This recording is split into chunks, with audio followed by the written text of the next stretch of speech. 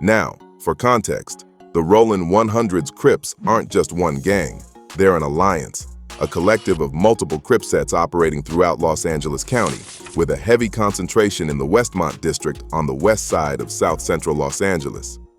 Most of these sets trace their roots back to the 1970s and 1980s, a time when the streets were being carved up by territory, identity, and survival. Westmont itself is a small but dense area, roughly 1.8 square miles with an estimated population of about 30,000 residents. Despite its size, the neighborhood has long struggled with elevated crime rates.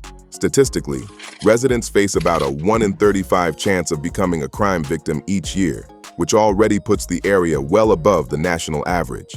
Violent crime in Westmont occurs at an estimated rate of around 5 incidents per 1,000 residents annually.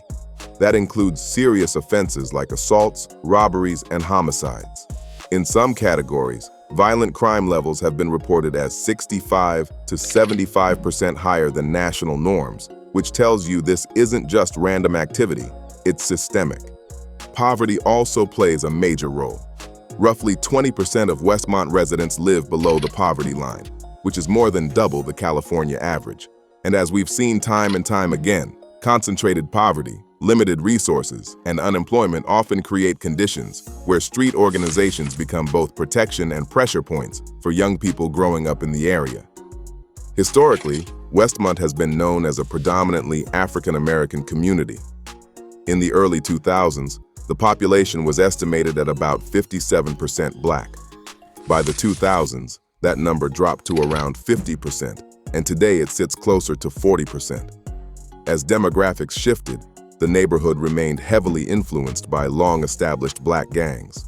That includes well-known sets like the 107 Hoovers, 112 Hoovers, various Lane Blood sets, and a wide range of Crip gangs.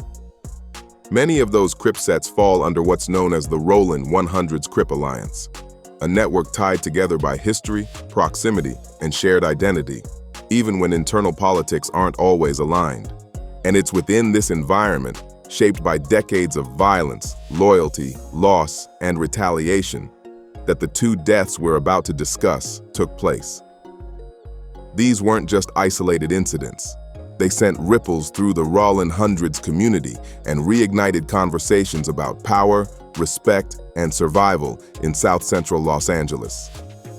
That alliance included hoods like the Underground Crips, the Block Crips, the 111 Neighborhood Crips, and the 115 Neighborhood Crips, just to name a few. For years, these sets moved like family, locked in by history, bloodlines, and shared enemies. But by around 2020, everything started shifting fast, and the Rollin 100's alliance began to crack under pressure. We've seen this story before. Groups that once called each other brothers and cousins suddenly became rivals overnight. Longtime friendships got tossed aside, family ties meant nothing, and lines were redrawn in the streets. Still, a lot of people didn't expect this particular conflict to explode the way it did. The Underground Crips, also known as the UGs, had always shared a tight bond with the Black Crips. I washed my hands one time, they said, "Where you from?" I said, "Rollin Crip." They said, "Which one?" "All of them." No, the nigga at the seat come out, "No, which one?" "All of them." Damn me. Oh, bro, one time they're like, "No, but out of all of them, which one you from?" "All of them." "Oh, you got the thing." "Don't worry about it." Don't worry about it. How you get in there though, Get in there, I say, "Well, oh, he." Little Spy's life got a lot of speculation of what happened to him and his demise, which is That's why seeing them end up on opposite sides of former allies like the 111 and 115 Neighborhood Crips threw the entire Rollin 100 structure into chaos. It wasn't just beef, it was a collapse of an entire system that had stood for decades. One name that kept coming up during this period was Lavelle Gilchrist, better known in the streets as Little Spy. He was a well-known member of the Black Crips and had been active for well over a decade. That meant he'd seen a lot, been through a lot, and did his fair share of county and prison time along the way. Little Spy's death, which happened on January 5th, 2021, quickly became surrounded by rumors and speculation. That year alone, Los Angeles saw a sharp rise in shootings and homicides, especially across South Central, which only added fuel to the fire. People started whispering about backdoor situations, inner circle tension, and fallout tied to the fractured Rollin 100's alliance. Because Little Spy was a black Crip, many in the streets speculated his death was connected to members from the 111 neighborhood Crips.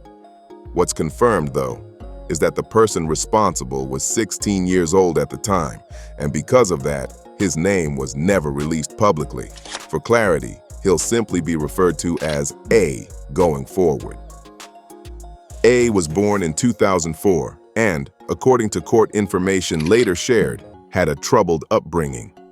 He moved between his mother and grandmother's care, with multiple CPS visits due to instability inside the home.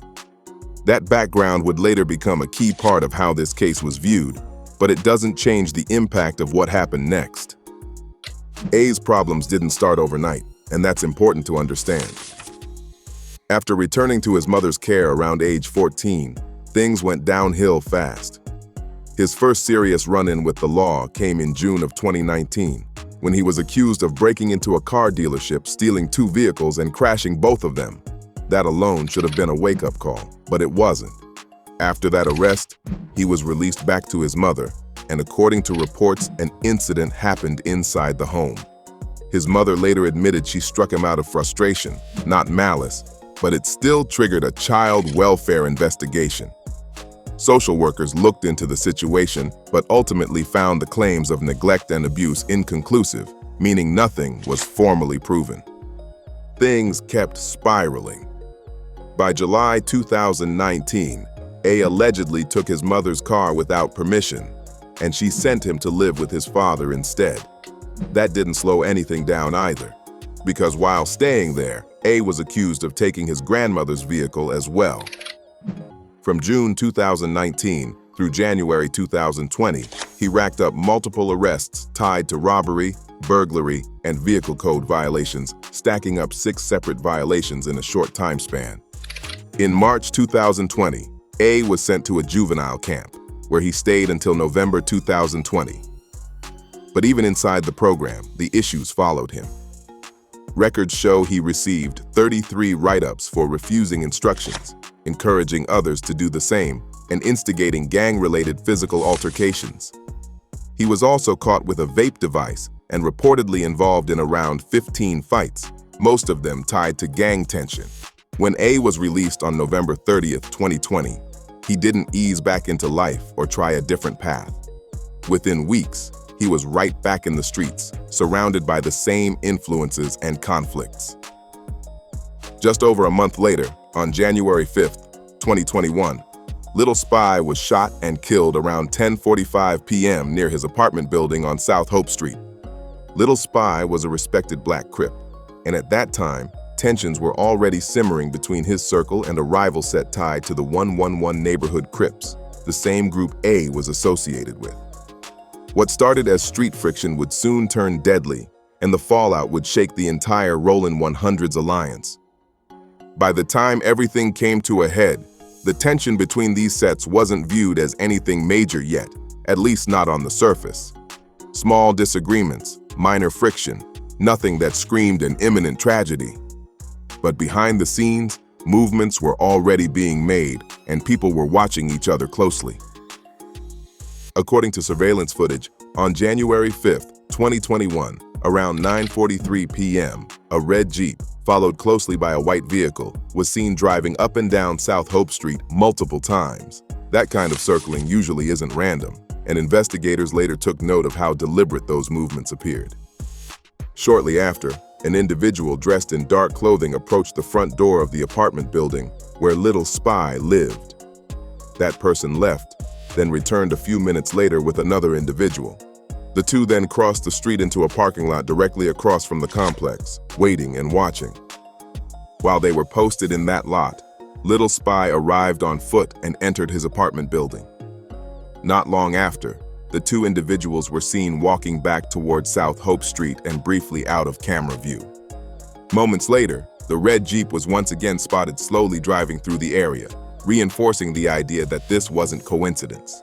Roughly 45 minutes after Little Spy arrived home, the same two individuals returned to the parking lot. About 5 minutes later, Spy exited his apartment building. As he walked forward, the two followed from behind, using a concrete pillar as cover to stay hidden. When Spy turned in their direction, shots rang out. He was struck, but didn't immediately fall. As the shooters ran, one of them turned back and fired again. Investigators later determined that one shooter fired once, while the accomplice fired multiple rounds, making it clear this was a coordinated attack. Digging deeper, detectives uncovered digital communication tied to the case. On the day of the shooting, Little Spy had been messaging someone on Instagram using the name The Realist. Spy sent his address, and the account replied, "I'm on my way," later adding, "I'm pulling up in a white vehicle." Spy responded that he was coming downstairs shortly after. Even more troubling, records showed that in the weeks leading up to the shooting, A had been communicating on social media with someone about obtaining a firearm and ammunition. And just weeks after Little Spy was killed, another teenager, Calic, also 16 years old, lost his life on January 29, 2021, adding more weight to the growing investigation. Surveillance footage would later show A and Calic together just before everything went left. The two were seen smoking, talking, and moving like nothing was wrong, until suddenly gunfire erupted. Calic was shot multiple times and lost his life, and A would later be separately charged in connection with that killing. That moment alone showed just how reckless and unstable things had become. But the violence didn't stop there, not even close. After Little Spy's death and Calic's killing, A went on what authorities described as a crime spree through January and February of 2021. On January 16, 2021, A and another person robbed a local market, moving fast and careless like they felt untouchable. Then on January 29, 2021, A and two accomplices hit a 7-Eleven. During that robbery, things got especially chaotic. As the cashier tried to escape, A chased her down, snatched her chain, pointed a firearm at employees, and shoved one worker to the ground. That wasn't about money anymore. That was about control and intimidation. On February 5, 2021, A allegedly acted alone and robbed Debo Mobile, showing he didn't even need backup at that point. Just 2 days later, on February 7th, he was pulled over after running a red light. During that stop, police found a loaded firearm in the vehicle. Even then, he still wasn't immediately taken into custody. It wasn't until March of 2021 that A was finally placed into the juvenile system. And even there, reports suggest the chaos followed him. He was allegedly involved in repeated altercations tied to gang-related conflicts, making it clear that the street mindset hadn't stopped just because the doors closed. Because of the seriousness of the charges, his juvenile placement could last until age 25, after which his long-term fate will be decided by the courts. Meanwhile, Little Spy's death had already ignited an internal war within the Rollin hundreds, and the fallout was far from over. Bullets would continue to fly, and more lives would be lost on both sides. One of the next major names tied to this unraveling was Craig Baptist, also known as Big, or the Mayor, a heavyweight from the 80s and 90s era who had long-standing influence in the streets. Back in his prime, Big was known for living large. He had flashy cars, real money, and even owned a few businesses during his peak years in the streets. That lifestyle didn't just stop with him either. It trickled down to his family and shaped the paths his kids would later take. Big was the father of well-known Los Angeles entrepreneur Craig Baptist Jr., better known today as the owner of Mr. Fry. Before going legit, Craig Jr. had ties to the block Crips, but he eventually stepped away from the streets and built something legal and lasting for himself. Photos over the years showed him alongside figures like the late block Crip KP and even Little Spy before their deaths, tying generations together in one timeline. Another one of Big's sons is Flame Gang Uzi, a black Crip rapper who's active and highly respected in his section and beyond. Uzi remained deeply rooted in the hood, carrying his own name and reputation, while Big himself chose a different direction later in life. Despite his deep ties across the Rollin hundreds and especially within the Black Crips, Big made a conscious decision to change his path. He got involved in gang intervention work and became a visible positive presence in the community. He worked with local schools and participated in the LA Safe Passage program, literally walking kids to school and helping keep them out of harm's way. But even with all that growth and community work, the streets didn't let go easily. On September 8, 2021, at just 54 years old, Big was shot and killed near West 111th Street in Westmont. His death sent shockwaves through the neighborhood, especially because many viewed him as someone who had already paid his dues and was trying to give back.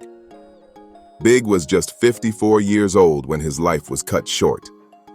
On the morning of September 8, 2021, around 8:30 a.m., he was simply grabbing a cup of coffee near West 111th Street in Westmont.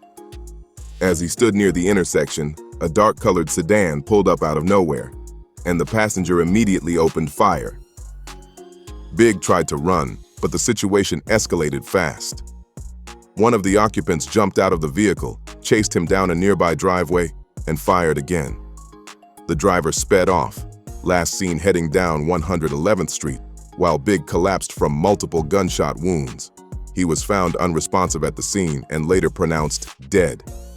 The only description released was that the shooter was a black male, and that's where official details stopped. After Big's death, everything changed. What had once been uneasy tension exploded into a full-blown war between the blocks and the 100s and 11s. Years of relative peace and understanding were wiped away in a matter of months. The streets shifted, alliances hardened, and retaliation became the language once again. Flame Gang Uzi took his father's death especially hard, releasing a public statement and openly mourning the loss. From there, the dissing escalated on both sides. Graffiti, social media posts, clothing choices, and even members pulling up in each other's neighborhoods. The energy was different, louder, and far more dangerous. Nearly 2 decades of unity and balance inside the Rollin hundreds was gone, replaced by a new conflict that still hasn't found an end in sight. And like always, when the streets go back into that mode, it's the community that feels it the most. That's going to wrap up this episode. But if you haven't already, make sure you check out the previous stories connected to this one. Let me know how you feel about everything we covered by dropping a comment. And don't forget to like the video, share it with someone who follows this culture, and subscribe so you don't miss the next breakdown. I'll catch you on the next one.